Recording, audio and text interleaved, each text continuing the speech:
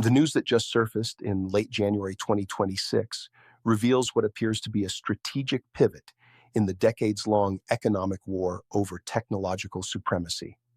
The Trump administration has committed $1.6 billion to USA Rare Earth, acquiring a 10% stake in a domestic mining and magnet manufacturing operation based in Oklahoma. This transaction, announced alongside a separate $1 billion private investment package, represents the largest single government investment in the rare earth sector in American history. What makes this development structurally significant is not the dollar amount alone, but the timing, the market structure it challenges, and the compressed timeline on which this intervention must deliver results to have any meaningful impact on a supply chain that has already reached critical dependency levels. I'm not a financial advisor. This isn't financial advice. This is an educational analysis based on publicly available information and historical precedent. At this stage of the rare earth cycle, we are witnessing the collision of three distinct forces that have been building for decades. First, there is China's near-complete dominance of rare earth processing and magnet production, a position that was not accidental, but deliberately constructed through state-directed investment, environmental cost externalization, and strategic patience. Second, there is the sudden and escalating use of rare earths as explicit geopolitical leverage, marked most clearly by China's April 2025 export controls on 7 heavy rare earth elements International Energy Agency, which created immediate disruptions in Western manufacturing. Third, there is the American response, which has moved from decades of neglect to emergency intervention, attempting to rebuild in years what China constructed over decades. The rare earth elements in question are not particularly rare in geological terms.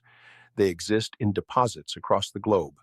What makes them strategically critical is the complexity of processing them from ore into usable industrial components, particularly the permanent magnets that power electric vehicles, wind turbines, advanced weapon systems, data centers, and virtually every high-performance motor in modern manufacturing. China controls approximately 94% of global permanent magnet production International Energy Agency, a share that has grown from roughly 50% 2 decades ago. This consolidation was not achieved through superior geology, but through industrial policy, tolerance for environmental damage, and strategic positioning at the midstream processing stage, where technical complexity meets capital intensity. When systems reach this level of concentration, they become structurally fragile in ways that are invisible until stress is applied. The fragility does not stem from scarcity, but from the replacement cost and time horizon required to rebuild parallel capacity. A factory closure in China can be compensated for by expanding another Chinese facility within months. A licensing delay from Beijing's Ministry of Commerce cannot be compensated for at all if there are no alternative suppliers outside the controlled ecosystem. This is the structural reality that the $1.6 billion investment attempts to address, and the question is not whether it is well-intentioned, but whether it is mathematically possible to escape dependency on the timeline required. Historical patterns of supply chain dominance suggest that once a single supplier captures 90% or more of a complex industrial process, reversing that dominance requires not just capital, but time measured in decades, not years. The semiconductor industry provides an instructive parallel. Taiwan Semiconductor Manufacturing Company did not achieve its current position overnight. It required sustained government support, decades of accumulated process knowledge, and the benefit of being early to advanced node manufacturing. When the United States recognized its dependency on TSMC for advanced chips, the response was the CHIPS Act, a $52 billion intervention designed to rebuild domestic semiconductor manufacturing. That effort, launched in 2022, is not expected to deliver full-scale production until the late 2020s at the earliest, and even then it will not eliminate dependency, merely reduce it. The rare earth situation is structurally similar but compressed in timeline. Although the United States is the second largest producer of mined, unprocessed rare earth oxides in the world, the United States' limited processing capacity still requires rare earth oxides to be exported for further refining and processing before being re-imported for domestic use. White House. This reveals the core problem. Mining is the easy part. Processing is where China's advantage is insurmountable in the near term. The technical knowledge required to separate individual rare earth elements from mixed ores, to refine them to the purity levels required for magnet production, and to manufacture the magnets themselves, is concentrated in a small number of Chinese firms that have been perfecting these processes for decades. The Trump investment targets USA Rare Earths development of a mine in Sierra Blanca, Texas, and a magnet manufacturing facility in Stillwater, Oklahoma. Industry data suggests the Sierra Blanca mine is slated to begin production in late 2028, mining.com. The Stillwater magnet facility has more optimistic projections for earlier production, but faces immediate technical bottlenecks. USA Rare Earth reported a net loss of $142.7 million in Q2 2025, up from $2.8 million in Q2 2024 Ainvest, and the company carries a going concern warning in its financial filings. This is not unusual for early-stage industrial development, but it underscores the capital intensity and technical risk involved in building this capacity from scratch. The government's equity position reflects a pricing structure that tells its own story. Washington would receive 16.1 million shares of USA Rare Earth and warrants to purchase another 17.6 million shares, both priced at $17.17 a share, mining.com. This represents a near 25% discount to USA Rare Earth's closing price of $22.71 mining.com on the day before the announcement. The government is buying at a discount, which is standard for large strategic investments, but the stock's subsequent movement will tell us whether the market believes this timeline is achievable or optimistic. What makes this situation mathematically interesting is the replacement timeline versus the escalation timeline. Building a processing facility and magnet plant from scratch, navigating environmental permitting, securing skilled labor, and achieving commercial-scale production typically requires 7 to 10 years under favorable conditions. Lynas Rare Earths has halted construction of its planned heavy rare earth processing facility in Seadrift due to delays in securing a key wastewater disposal permit center for strategic and international studies, demonstrating how regulatory friction can extend timelines unpredictably. Meanwhile, China's leverage is not static. On October 9, 2025, the Ministry of Commerce of China announced further export controls on rare earth elements and related products, Equipment and Technology's International Energy Agency, expanding restrictions beyond raw materials to include components, assemblies, and even products made using Chinese technology. Although these October controls were temporarily suspended, the original April 2025 export control, covering 7 medium to heavy rare earth elements, remains in effect. China briefing. The structural vulnerability this creates is that American and European manufacturers are not merely dependent on Chinese rare earths for current production, but also for the knowledge and equipment needed to build alternative production. The new controls require foreign companies to obtain a license from China to export parts, components, and assemblies containing Chinese-sourced rare earth materials or produced using Chinese Rare Earth Technologies International Energy Agency. This is technological enclosure on a scale rarely attempted in modern industrial history. It means that even if a European or American company builds a magnet factory using imported Chinese equipment or expertise, that company's output could theoretically require Chinese licensing approval for export. Most people miss this dimension of the problem because the visible part, the mining, appears solvable. The United States has significant rare earth deposits. MP Materials operates the Mountain Pass mine in California, currently the only significant domestic source of rare earth ore.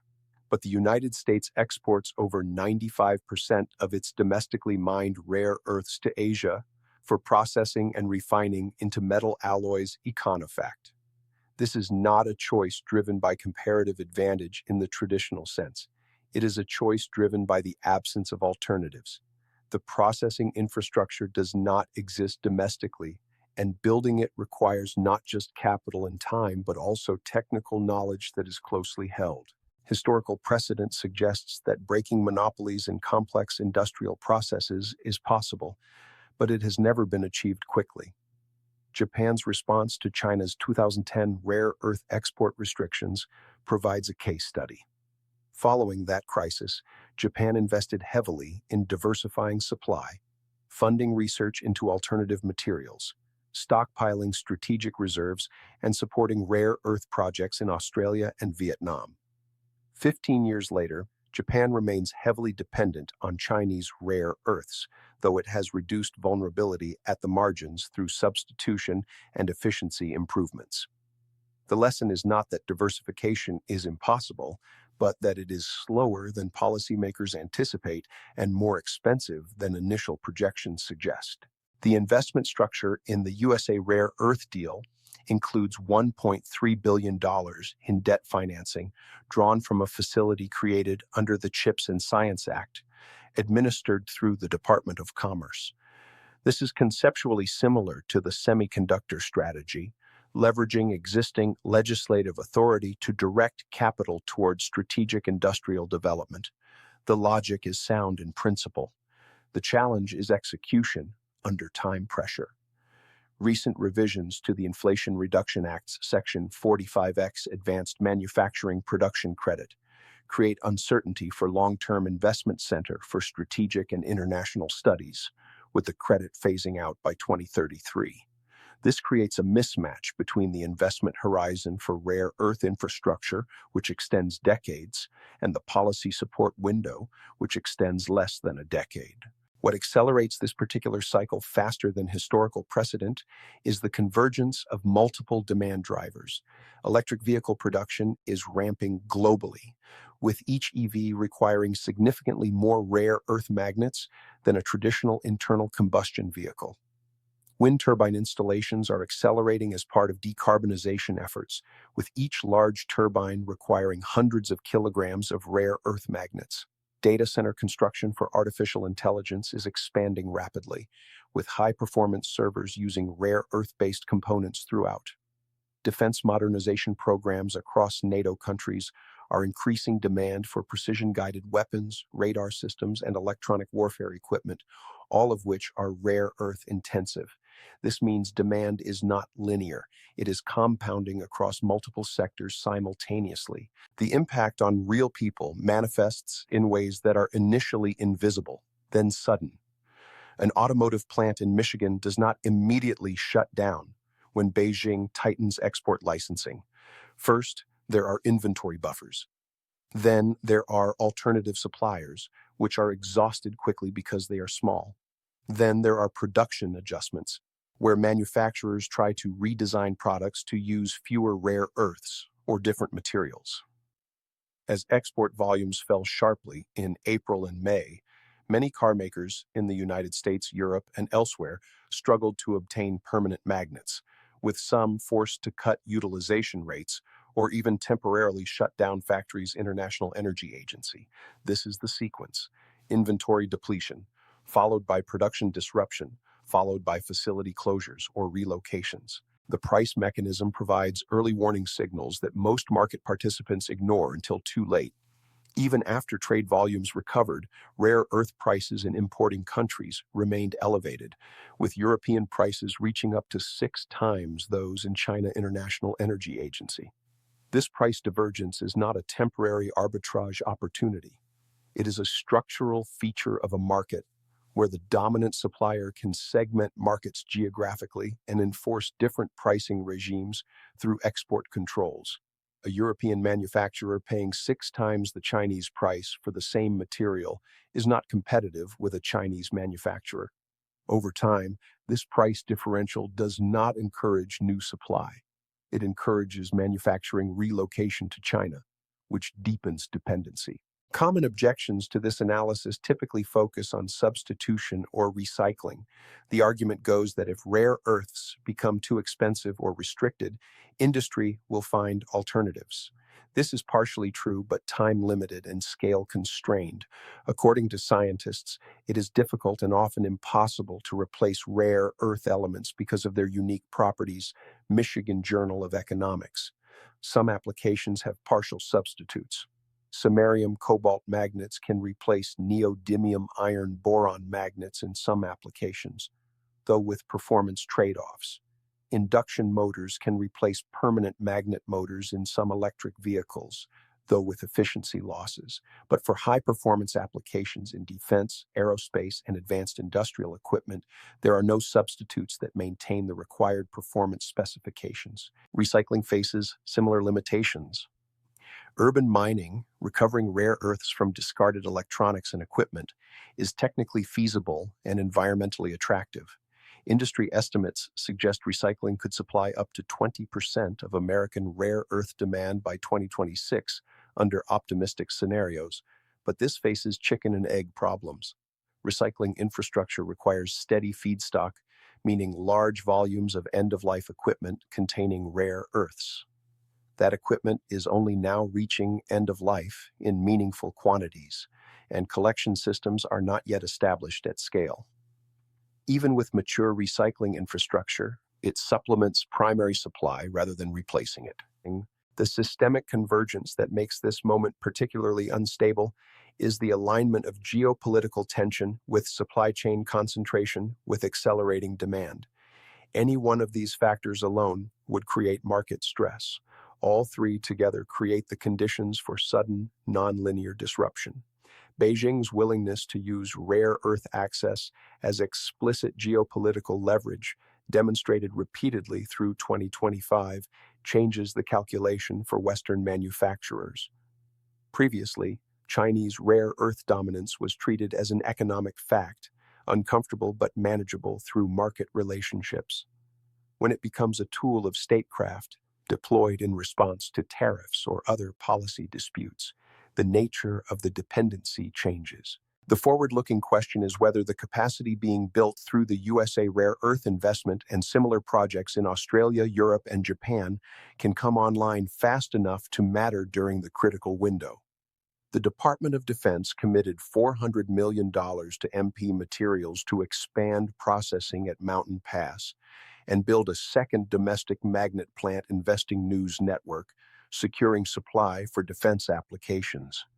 This suggests the military has concluded that commercial markets cannot be relied upon for critical defense materials.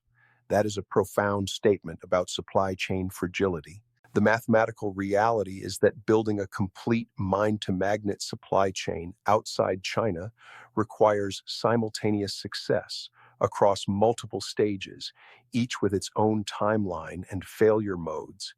Mining projects require geological surveys, environmental assessments, permit approvals, infrastructure construction, and commissioning, typically spanning 5 to 7 years under favorable conditions.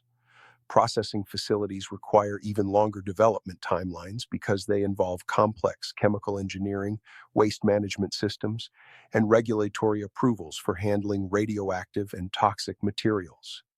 Magnet manufacturing requires additional specialized equipment, clean room facilities, and skilled labor that is currently concentrated in China. If any stage fails or delays, the entire chain stalls. USA Rare Earth maintains a robust cash position of $128.1 million as of August 2025 invest, but with quarterly losses exceeding $140 million, the cash runway is compressed.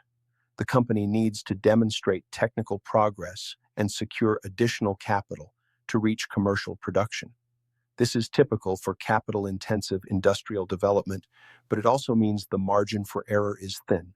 What we are observing is not a simple matter of one country deciding to invest in rare earth production. We are observing the late-stage recognition of strategic dependency, followed by emergency intervention to rebuild industrial capacity that was deliberately offshored over decades. The offshoring was not irrational.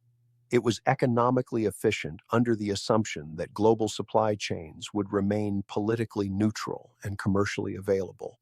That assumption is being tested, and the results suggest it was incorrect. The transition from dependency to resilience, if achievable at all, will be measured in years, not months, and will require sustained political commitment across multiple election cycles, which is historically unusual in democratic systems. The recently passed federal budget includes a phase-out of the 45X credit by 2033, a timeline that does not align with the multi-year development horizons typical of rare earth processing facilities, Center for Strategic and International Studies. This mismatch between policy support duration and project development timeline creates investment uncertainty that slows rather than accelerates capacity building. As we move into the second quarter of 2026, the industrial and geopolitical landscape is being restructured in ways that will determine technological competitiveness for decades. The $1.6 billion investment in USA rare earth is not a solution to the dependency problem. It is a down payment on a solution that will require tens of billions more, distributed across multiple projects, sustained over a decade or more, to achieve meaningful supply chain independence. The title's claim that China has lost its only weapon is premature. What China may be losing is the perception of permanent invulnerability, which is different from losing actual market control. The weapon remains effective because the alternatives are not yet operational, and the timeline to make them operational is longer than the timeline over which geopolitical pressure can be applied. That asymmetry is the structural problem that no single investment, however large, can solve in the time frame that matters.